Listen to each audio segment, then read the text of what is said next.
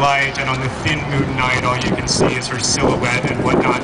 And what's clearly going on there is that this boy, Pudge, is romanticizing this girl. You know, he's seeing her as sort of more than she actually is, and she has this sort of beauty about her that doesn't feel like it's available to most of us. She's awesome in a way that we don't feel like we can be awesome.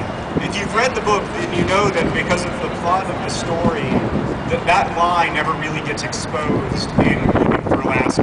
Like the fact that there is no such thing as a person who is more awesome than other people never really gets laid bare. Like the fact that all human beings are essentially human in precisely the same way that we are never really gets told.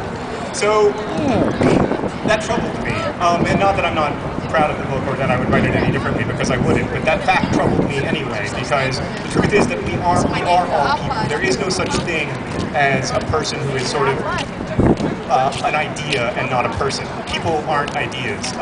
This also goes for, there's this phenomenon in American culture right now that I refer to as the Edward Cullenization of the romantic other.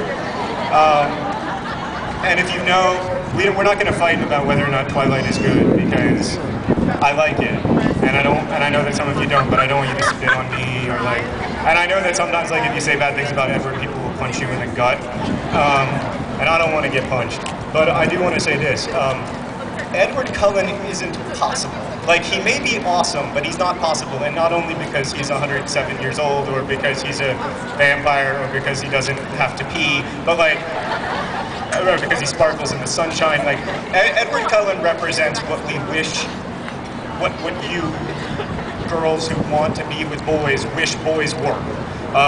You wish that they were knowledgeable, you wish that they sparkled in the sunshine, you wish that they didn't sweat, you wish that they were powerful and a little bit dangerous, but very gentlemanlike, and if they worried that they might accidentally drink all your blood, they would go to the end of the earth to stay away from you, to save you, because they love you in this like real, passionate way. And it doesn't matter that like ultimately what he loves is a certain blood type.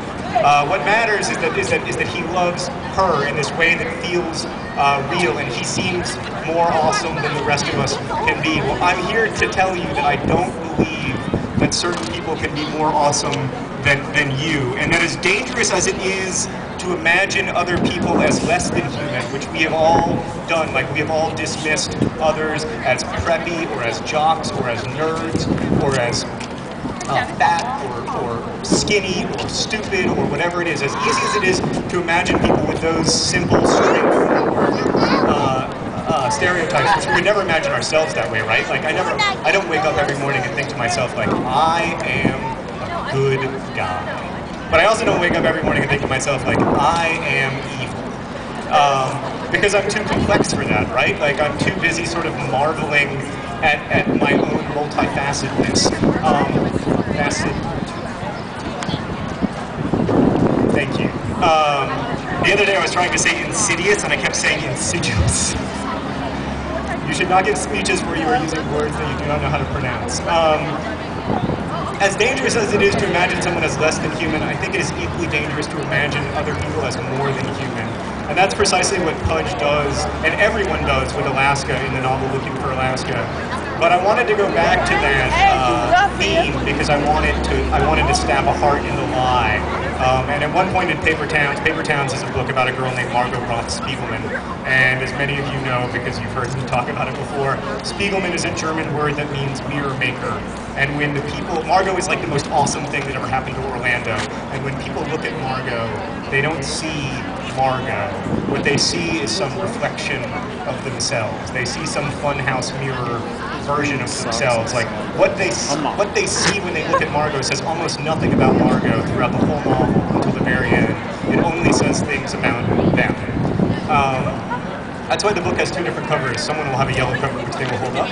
Oh, someone has both. That's helpful. Thank you. Also, thank you for the support.